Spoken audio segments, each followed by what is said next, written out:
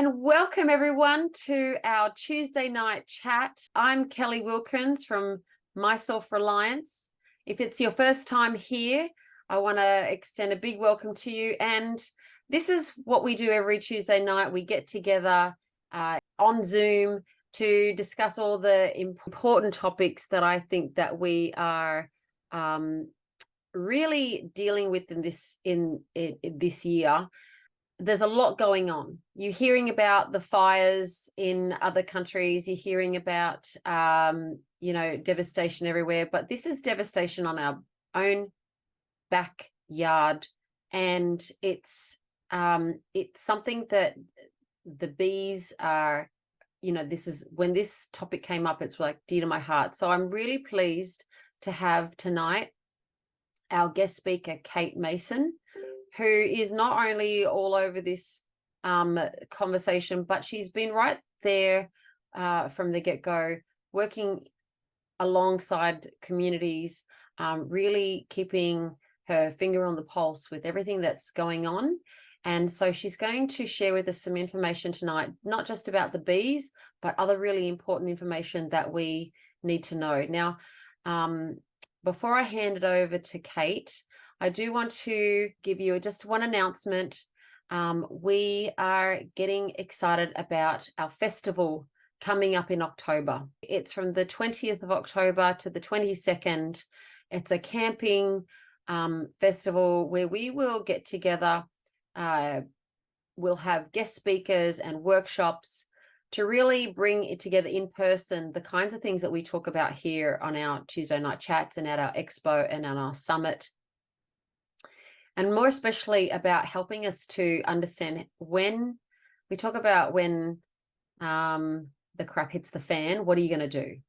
And get prepared and be organized. And if we had fires this summer that we had 4 years ago, what would you do? So we're really going to use the festival to really get organized, get communities together, to network, to plan and to prepare. And so if you can come onto that weekend, we would love to have you there. The details will be on the website in the next day or two. So it's www.myselfreliance.com.au with all the details for that. So without further ado, I want to hand over to Kate, who, Kate, welcome. So glad to have you here tonight. Thank you very much, Kelly. Hello, everyone. So, Kate, just share with us a little bit about yourself, how you got involved with the bees, but maybe going back a little bit further too with your background. Okay. And I just want to say I've got Gizella here as well. Gizella and Lawrence is in the background. So they're part of Community Voice Australia and Community Voice Australia's Central Coast, the arm on the Central Coast. So Gizella, if you jump in, I actually did a bit of a slideshow. Not a slideshow. I've got some of the documents because I think it's good for people to sort of take you through some of the stuff I was finding where, which kickstarted, where we've gone with the fipronil baiting in particular. So you want to know a little bit about me, and okay. So, I have a long background in welfare work and community development, so working with councils and non-councils, and so I was always very, very active and interested in working with communities and actually finding out what people that live in towns and their neighbourhoods actually want. And I saw that as really essential, that people have a really big say in what happens in their lives, and that there's accorded dignity, and when people are in vulnerable situations, they're assisted rather than sort of trapped within systems. So they're sort of, assisted and treated with dignity and respect. So within the whole last few years and the measures that came in, so the welfare industry was completely mandated, I'd say almost 100%. And I had just a very deep belief that people have the right to have a say about what happens to their bodies and their lives. So I was pushed out of that career field, that career.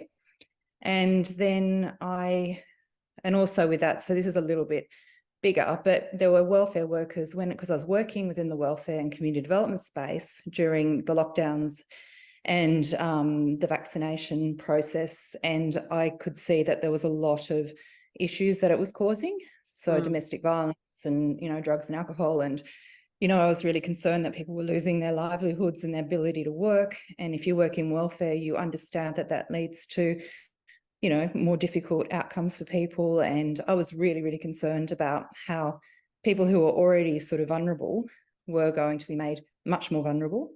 And, children not being able to see parents. If they're in foster care, they couldn't see their birth parents for a very long time. Parents who had children removed from them because of drug and alcohol issues couldn't get the therapy they needed. They couldn't get to court. Courts were closed for quite a while or backlogged. So you're actually looking at generational trauma where children may not be returned that could have been returned, and people weren't able to get the assistance. So I thought that was incredibly serious. So I joined together with a whole bunch of other welfare workers, and we wrote, we collected testimonials of what we'd seen firsthand. And then like the domestic violence workers wrote about what they'd seen with domestic violence and sent it off to the minister responsible for women, etc. So we did about, disability. We did 6 different fields and sent it off and asked how what their cost, what was it, the risk, how did they cost the risk of COVID versus the risks of what they were doing with the lockdowns. And then from there went on to just really want to engage and understand what was going on in a bigger context, because nothing was making any sense to me. And that's led me to a 1.5 years of really looking at what's happening and sort of starting to get a bit of a handle on that. So that's it in a nutshell. And then we formed Community Voice Australia, because with Gizella and Lawrence and others, that's our aim there is we want government and public-private partnership, transparency and accountability. So we want all the information, and we want the community to have a genuine seat at the table. So no tick box exercise where the community says stuff and it's completely ignored. So that's where we have a focus on the public-private partnership level, where industry is involved with government, and keeping that on spotlit, which then goes into the bees and what we discovered around the bees and the varroa mite and the arbic and etc., which I'll talk more about.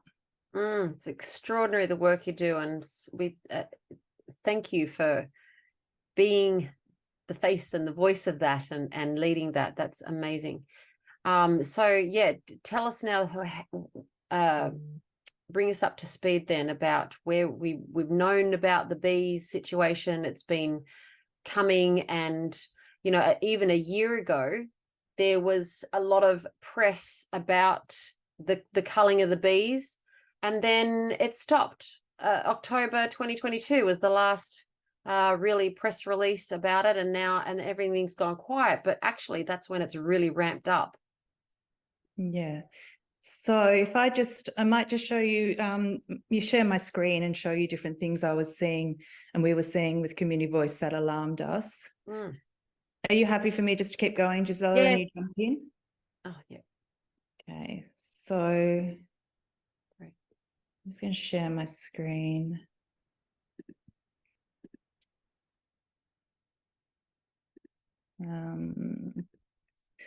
Okay, so in I think it was probably October, November last year, it was in the local newspaper about the fipronil poisoning being put down in the bush, and that really concerned me. So I just started to have a little look around, and this is the Australian Native Bee Association. This was here, it's updated on the 23rd of May, but it was here at the end of last year. And they say the DPI is using sugar syrup baits containing fipronil to destroy feral nests. I've got to move this, sorry. Feral nests of European honeybees. It's going to operate periodically for up to 12 months. And what's going to happen is the feral European honeybees. So this is to collect any honeybees that are in the bush that are feral, and to kill them. So feral European honeybees will collect the toxic sugar syrup, so it's in the trap, take it back to their nests inside hollow trees. In due course, the feral nests will die, leaving substantial stores of honey, which will be contaminated with fipronil inside the trees. And that may continue to remain toxic in these areas for up to 3 years. Unfortunately, native stingless bees and other nectar-feeding insects, reptiles, birds and mammals may visit dead feral European honeybee nests and collect contaminated honey. So that concerned me when I read that. And then that led to, I came across Save the Bees Australia, and they're on Facebook. They've also got a website. So Simon Mulvaney is the CEO and founder. And I just wrote in there, I said, does anyone know anything about fipronil? And from there, Simon got in touch with me and we connected up and talked a bit more about it and the concerns.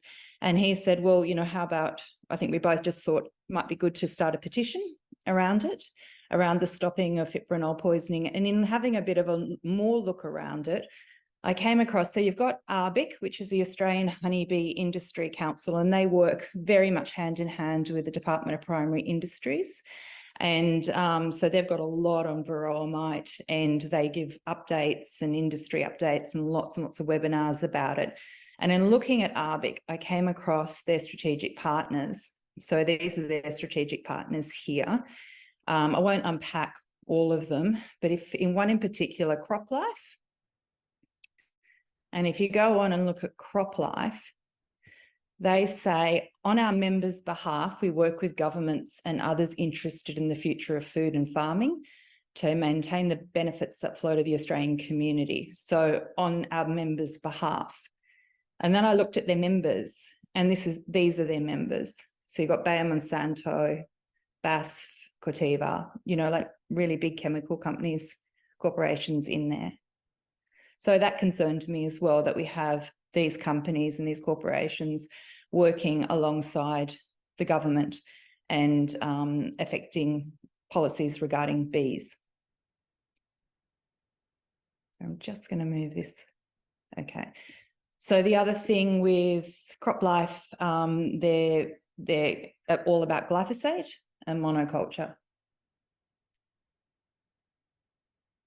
And then just looking a little bit more at fipronil, it's banned in I think it's banned all through the EU, and 26 European countries, it might be more, this is Greenpeace, 23 non-EU countries, in total 49 countries.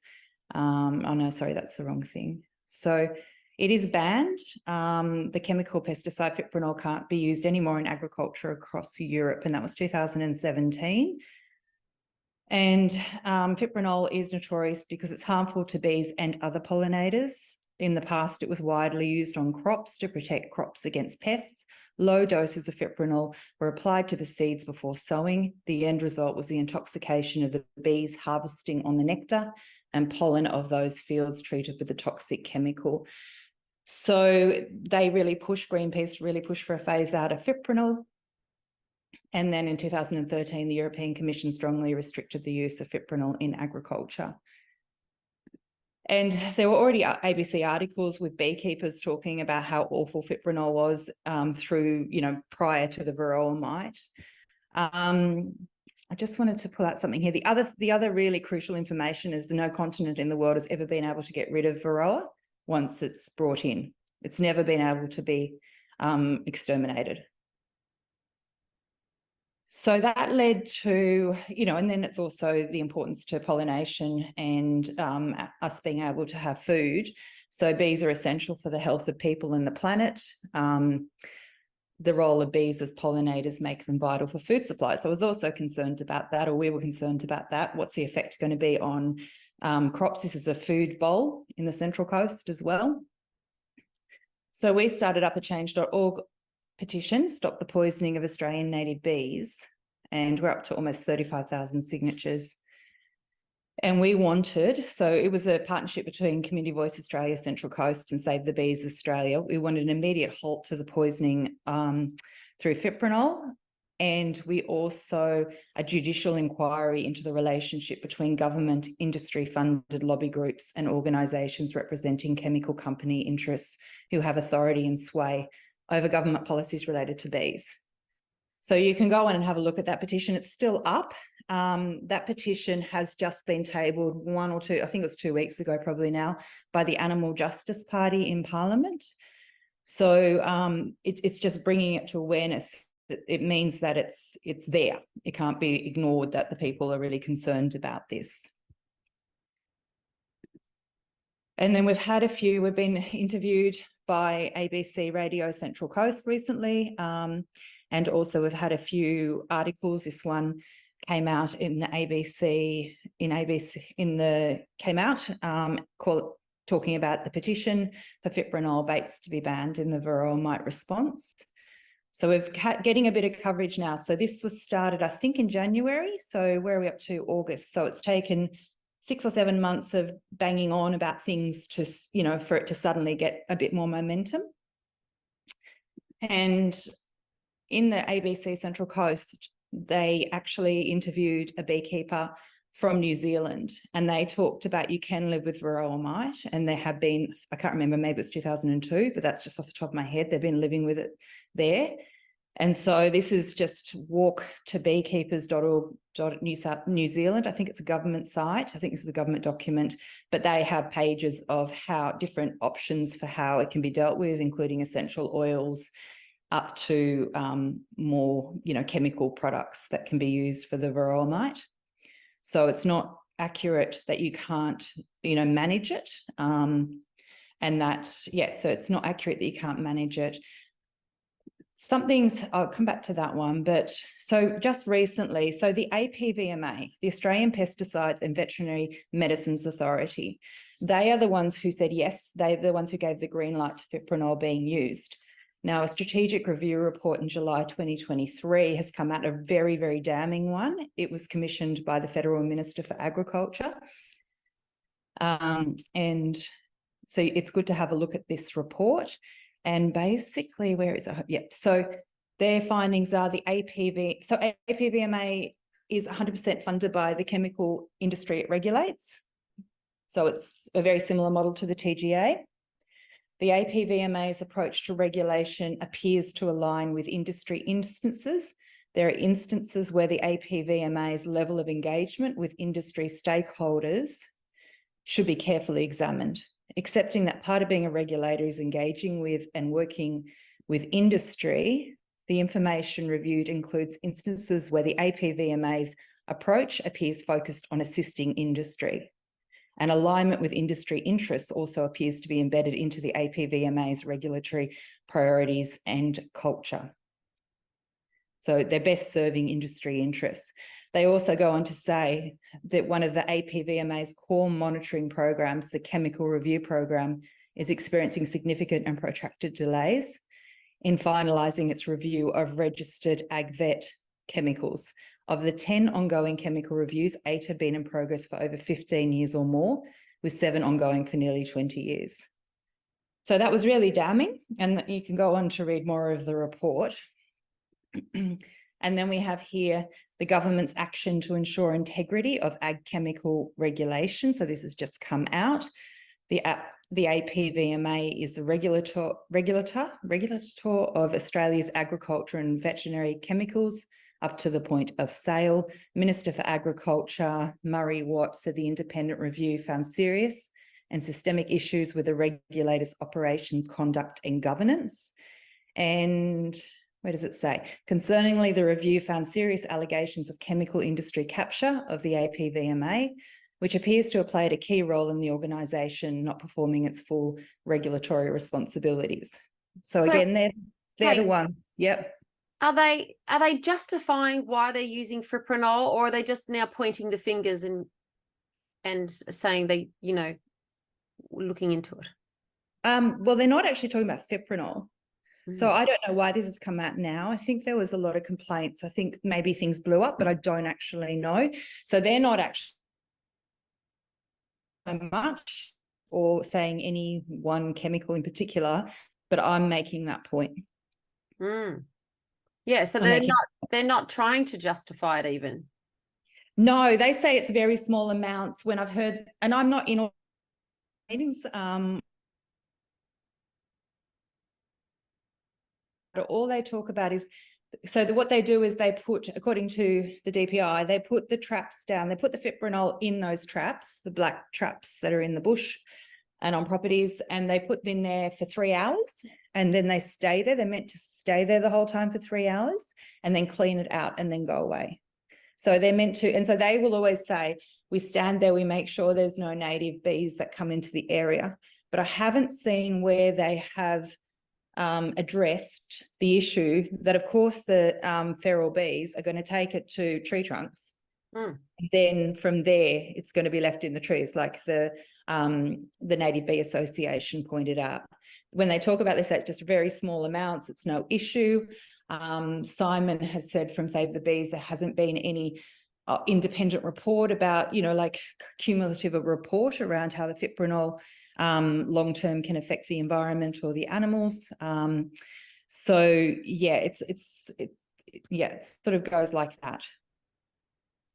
So this thing that I want to point out with this APVMA, this is the government. So they've commissioned, where is it? They're commissioning an independent review, and that they did that. That's that report I was talking about. So they're going to do a rapid evaluation of the APVMA structure and governance. And that report is going to be provided to the Minister by the 30th of September 2023. So I think we need to do another action. We've still got the petition up and going. And I think even though it's been tabled, I think we will do something more with that petition regarding this date for the APVMA to bring it back into the spotlight. And so BASF, Bayer Monsanto, sold fipronil to BASF. I don't know how to pronounce it, BASF. In November last year. It looks to me like, but I'd need to read the wording again and get someone's help to understand it. It looks to me like Bayer Monsanto still has some rights over it in the way it's worded. So then you have both those companies are members of ARBIC or members of CropLife who work with the DPI. So you've got all these little, relationships going around and around. Sorry, that's not today. We've got the talk on Saturday. So we've got some really interesting speakers. And just do this. So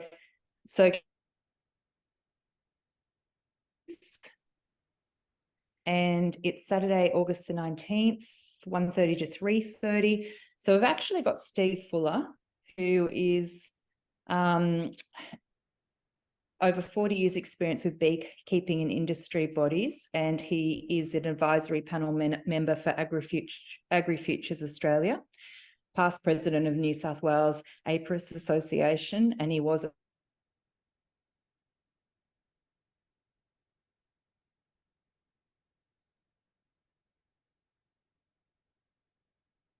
so he's coming to talk, which will be really fascinating. We have Simon Mulvaney, founder and CEO of Save the Bees Australia. And Simon was talking years ago about Capilano adulterating honey, and Capilano sued him. And then Simon countersued, and it went on for years. So he's really in there, and he fights the good fight. Highly ethical man. So he's coming from Victoria to be at this talk. A little bit more about that, but there's a class action starting to try and get proper compensation for the beekeepers who've had their hives lost because there hasn't been appropriate compensation, according to some people. And we got the Evans family. So James Evans, he did a lot. He's done a lot of really good TikTok and got a lot of eyes on what he's doing from Vast Harvest Permaculture. And Nikki Wise.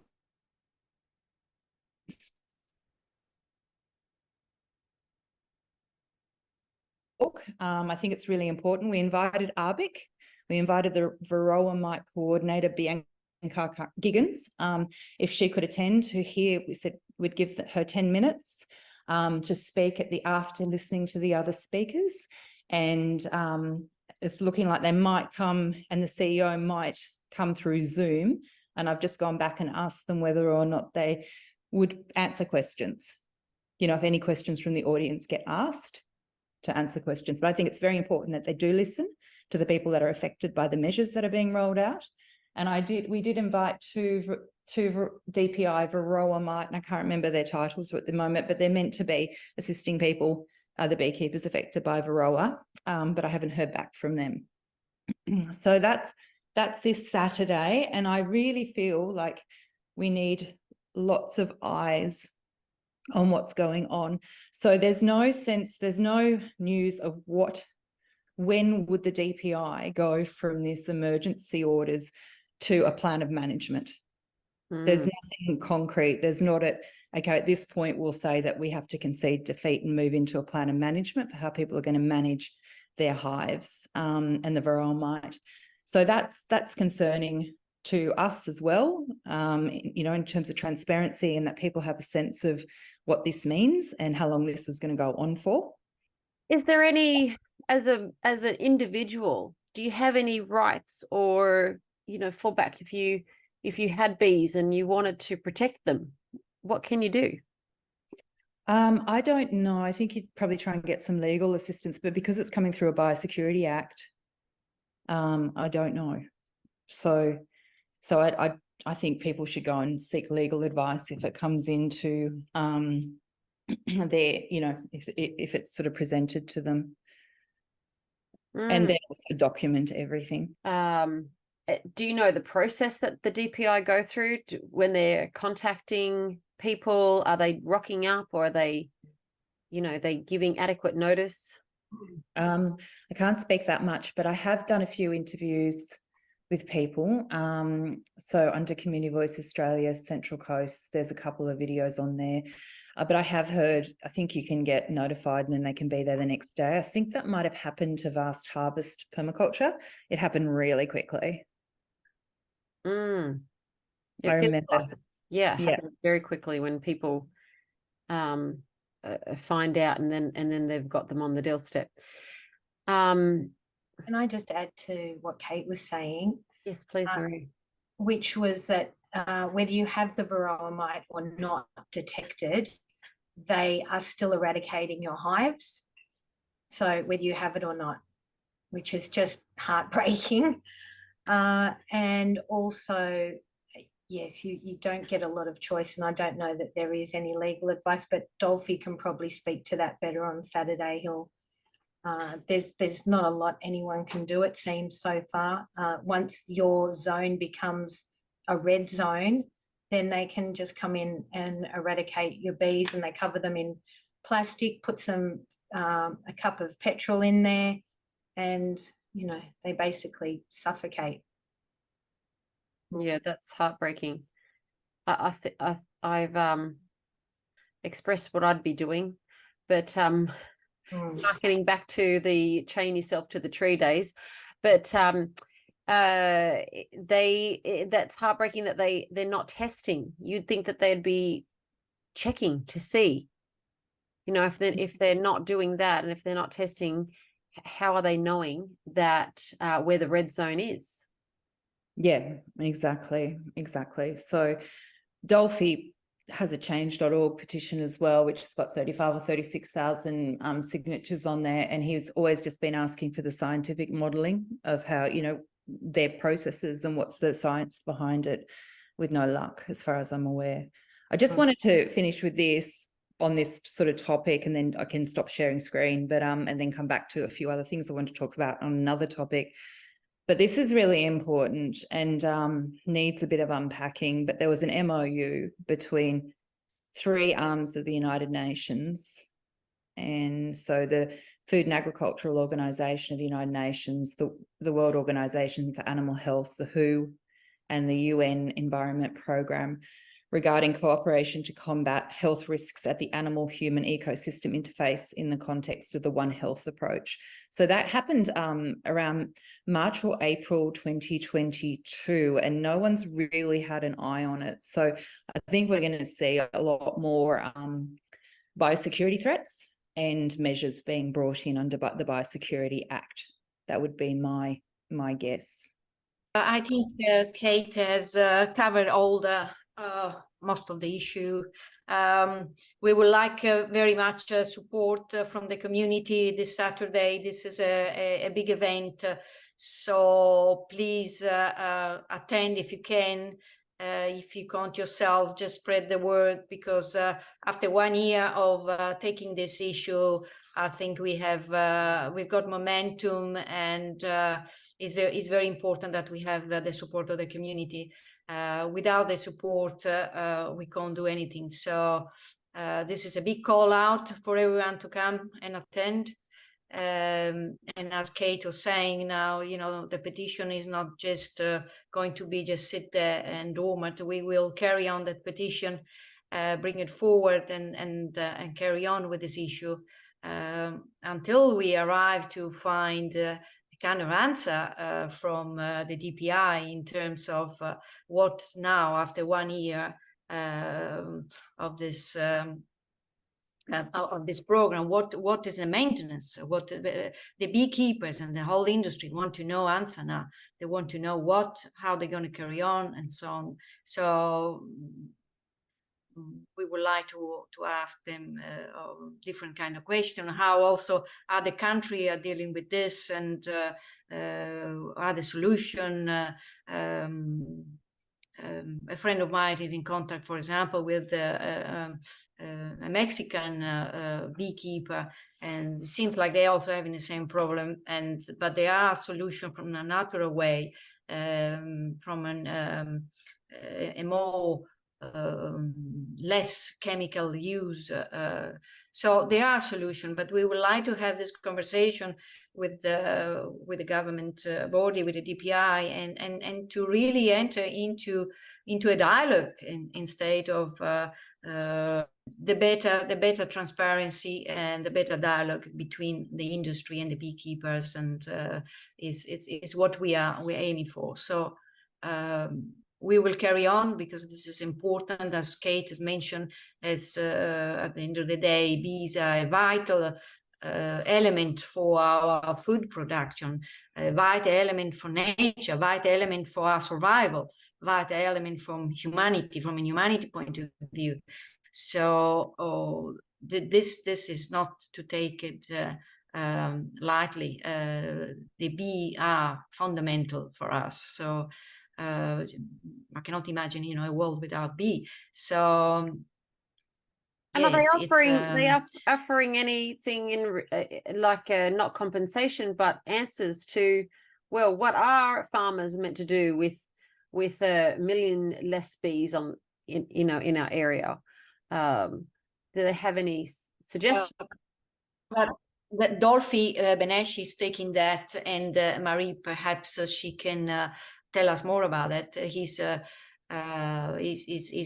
starting a class action exactly for that, for the beekeeper to have a compensation, or some of them they lost a complete life, and so there is an important factor on that as well from the human point of view. So people not be able anymore to carry on with their life, to provide for the family,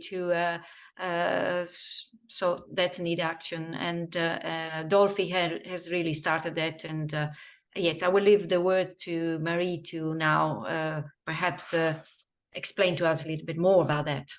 Thanks, Letilia and Gizella, and for all your support for what Kate's doing and the whole bee movement to stop this craziness. Dolphy, yes, has this case, this class action he's working towards, and hoping to get as many people in there as possible. I have posted what he sent me on the bee eradication page that Kelly was talking about earlier. So you can find that there tomorrow if you have time to go into the city for a couple of hours between 1:30 and 3:30.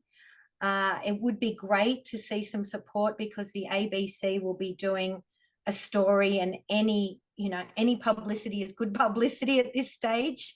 Whilst Dolphy is mostly speaking about compensation for the beekeepers and how their loss of livelihood, etc., and their future livelihood, because of course the fipronil lasts for 3 years.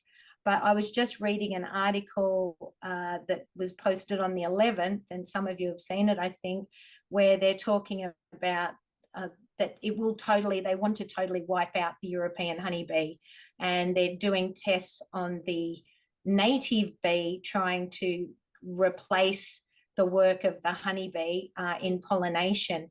However, it's not as effective because they don't reproduce as quickly, and so trials are still underway. So he's wanting any beekeepers to come along. I was hoping, Andrew, are you related to Vast Harvest? If I may ask, Andrew R. up there, are you the Andrew from Vast Harvest? No, that's not me. Okay, all right.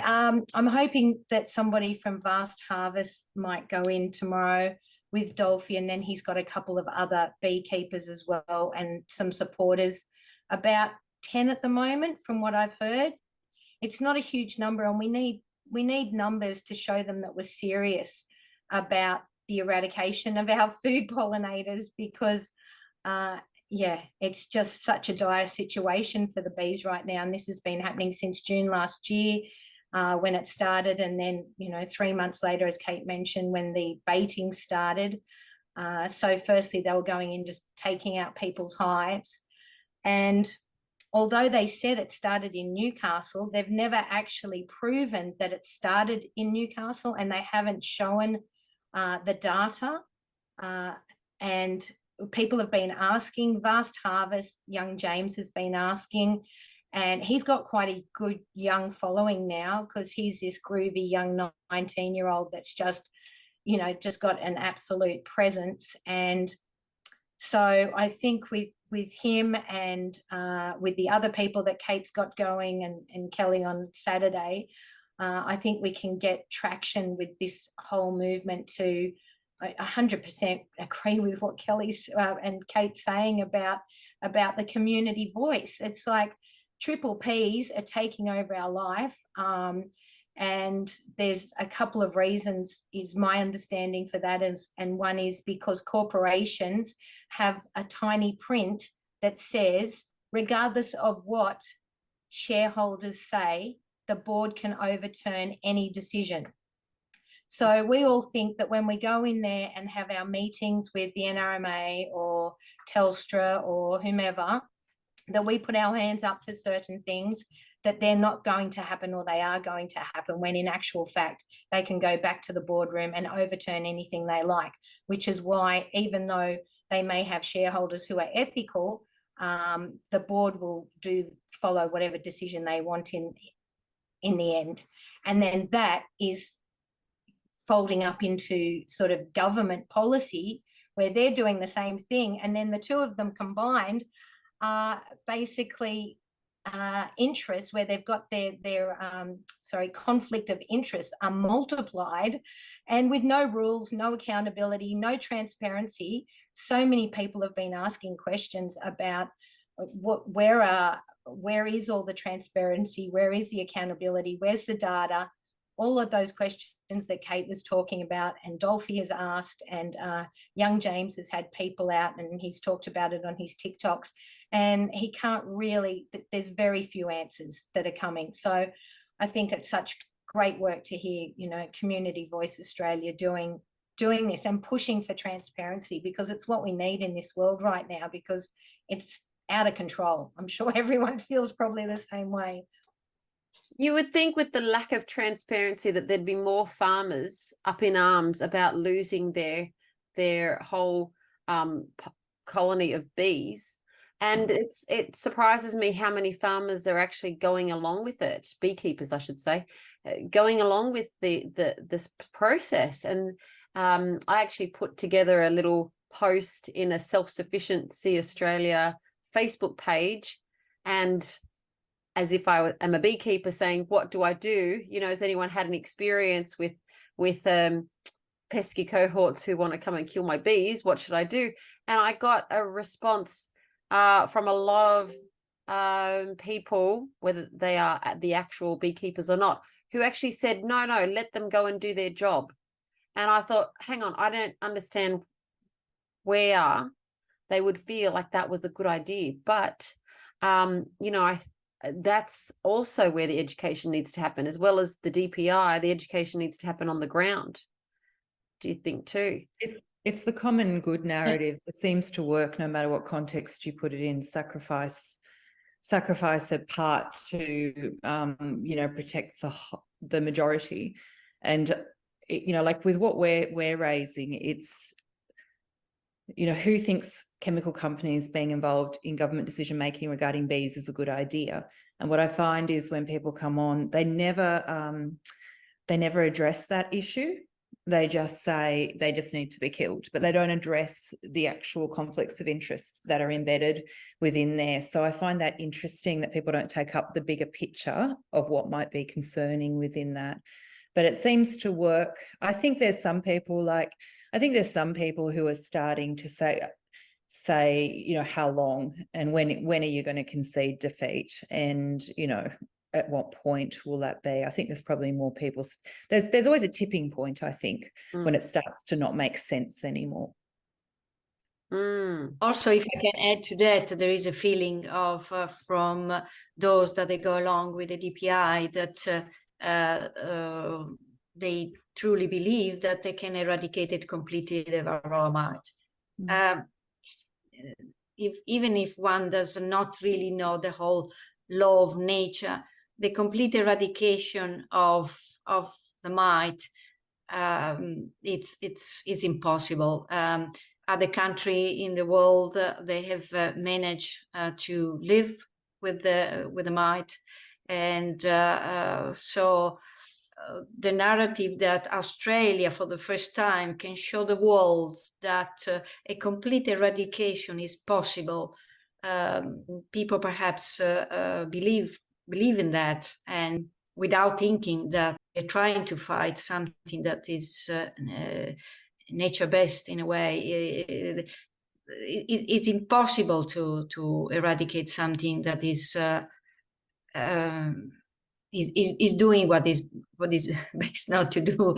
You know, nature, you cannot fight nature. Nature is bigger than us. Nature is bigger than you can manage it. You can try to find solution and trying to find the best solution in a more harmless way, in a more natural way, where at the end of the day one can manage to live and not only survive but thrive as well, and carry on in a program of not completely eradicate the bees. And also just to hear that there is a possibility of thinking that they want to eradicate the European bees and replace them with the native bees.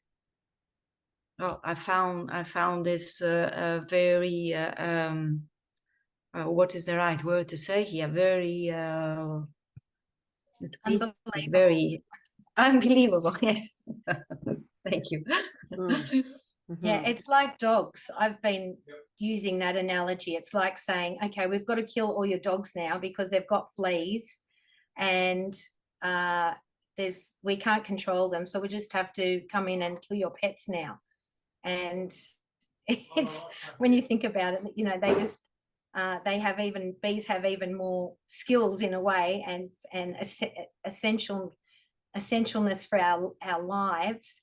And so imagine if they did that with our dogs, and yet people aren't even arcing up over something that's very similar. I agree.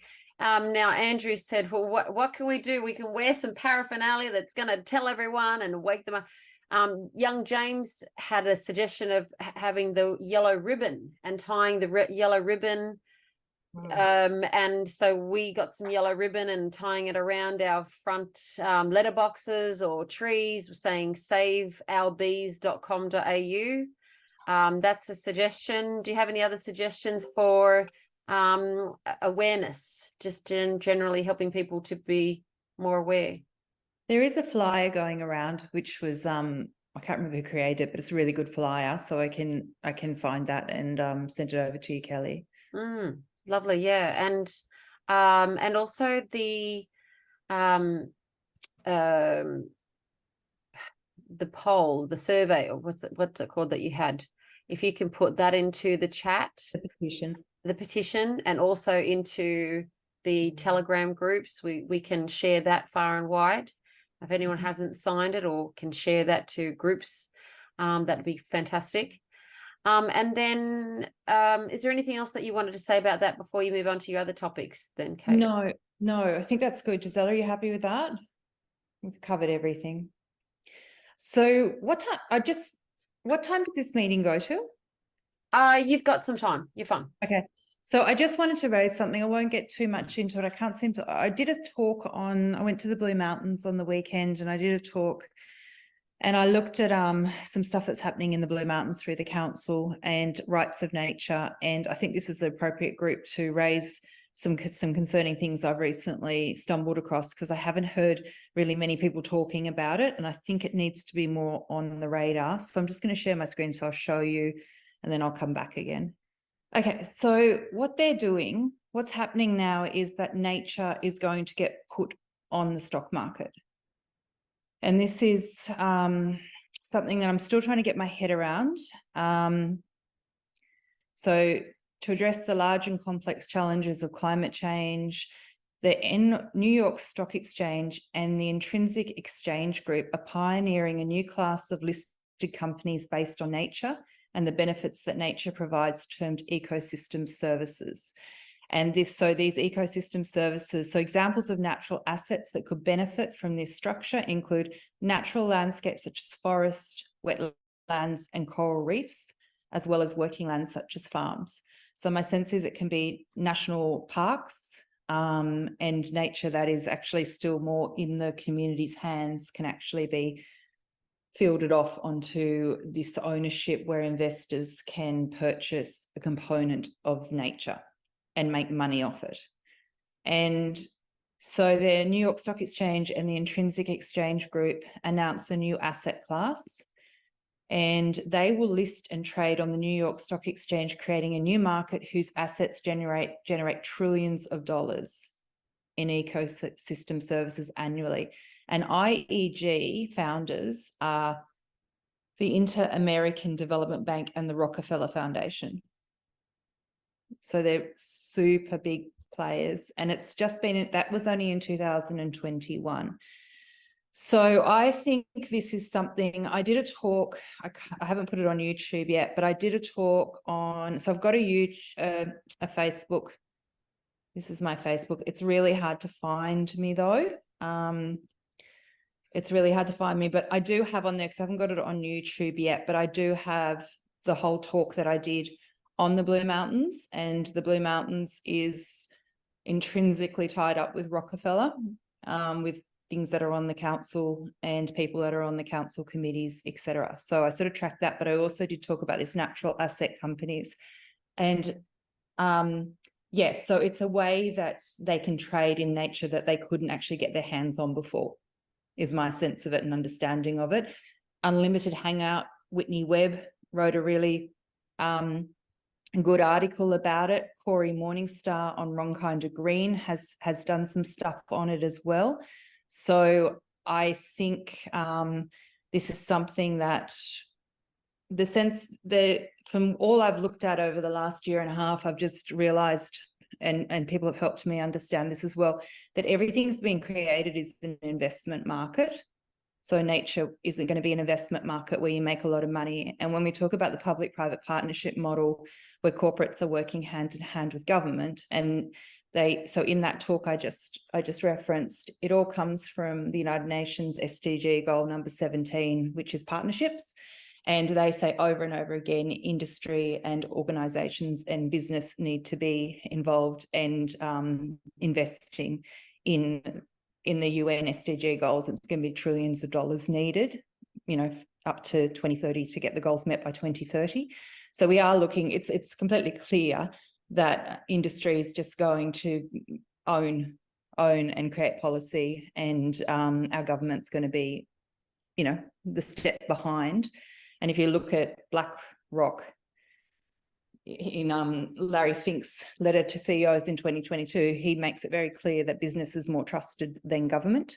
So this is the narrative. And I talk a lot about that in that video. And I think it's really important. It's a really big picture model. It's not just our governments doing it. It's coming straight down from the UN, straight down. And then whoever's above the UN, you know, filtering through the UN as the policy arm and then down into our governments.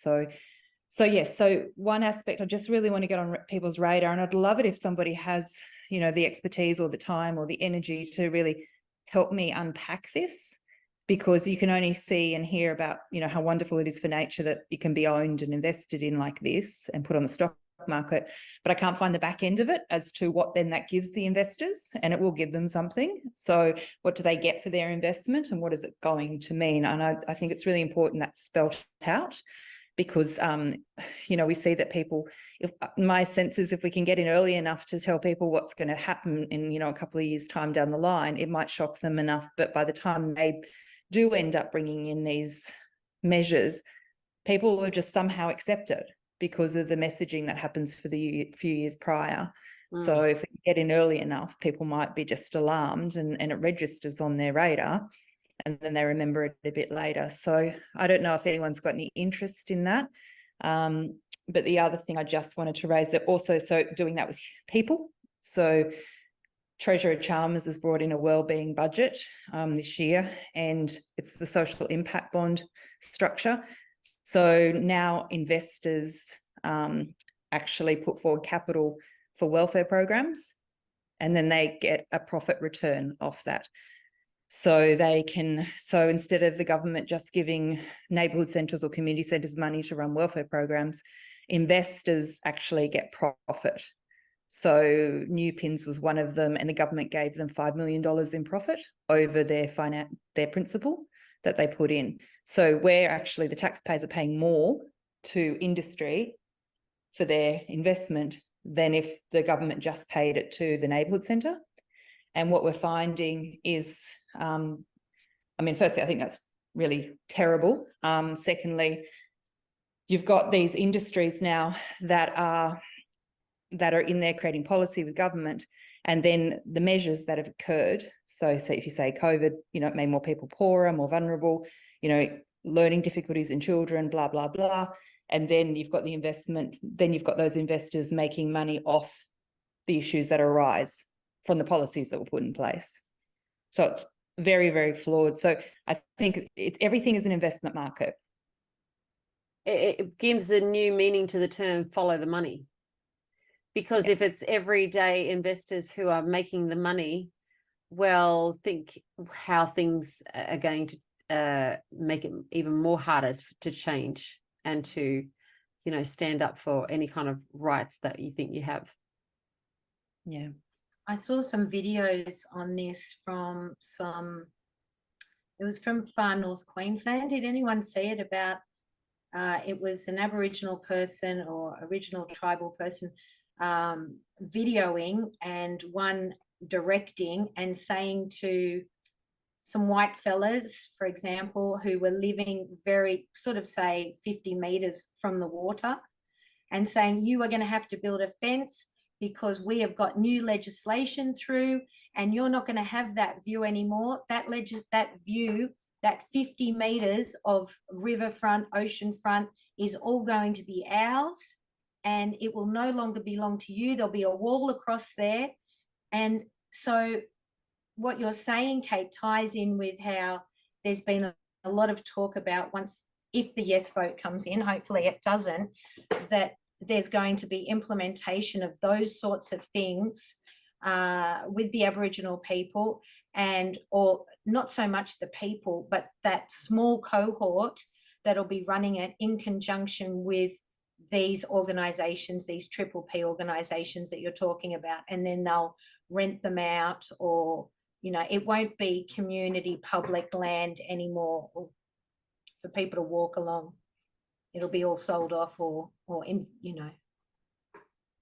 Yeah, you have to. And the more people that take a stand like tomorrow and come along and make our voices heard, this is what has to happen today to push off any of those kinds of futures being able to take hold. And knowing that that is what they've got planned, you know, not to light a fire in your belly about protecting our lives and livelihoods and children. So thank you for bringing that to our attention, Kate and Latilla and Gizella and Maree. We really appreciate your time here tonight. I don't know if there's any questions that anyone wants to ask, but I do hope that that, you know, everyone watching the replay can get involved somehow. You know, from the least little thing to making awareness known about the bees, tying a yellow ribbon with saveourbees.com.au. Anything else that we should be writing on this yellow ribbon, Kate? There's the website. Anything else that you recommend? I don't know. I don't know if James had something written on it, or it was just the yellow ribbon. I can't remember what he said about that, but I think Saturday also we will film that, so everything that's recorded. We would like to see that we work out a way. We'll raise it on Saturday regarding who actually really wants to be involved in helping move forward. I think we should have an alternative ARBIC, an alternative grassroots Australian bee, or, you know, we need to be setting up our own, I think, alternative networks where we say we want to be in there with government and government decision making. So I think we'll put that on and see if anyone actually, but we need people that want to do actual work. You know, we really find it hard to find the people who want to actually do, you know, that kind of level of work, and that's what's needed. That really, you know, coming together, putting your heads together, and being strategic regarding some next steps. So we will open it up. Well, if I was to donate some ribbon on Saturday that we can hand out and have everyone take some ribbon home to put up and things, would that be useful? I know Andrew wrote in there about T-shirts. Wouldn't that be good? We could all have yellow T-shirts with Save Bees, but, you know, at least... Well, I do know one woman who's made T-shirts, so I can see if she's coming along and can bring some. Great. He had T-shirts too, didn't he? He had the sweatshirts that he had made. I don't know if he's made extra ones, but some people might be interested in those. Yeah, definitely T-shirts. I'd love to see more T-shirts, and with summer coming, with a big bee on there, and, you know, with some slogan that I'm sure when it's not 9 o'clock at night, we can think of something really good that to promote, you know, stop the killing of our bees, or before it's too late, or whatever. But yeah, the ribbon's great. I might bring some along too. Yeah, we'll buy a $10 Kmart yellow T-shirt, and we'll bring some permanent markers and write on them. Yeah, I think I'll savethebees.com.au. Brilliant.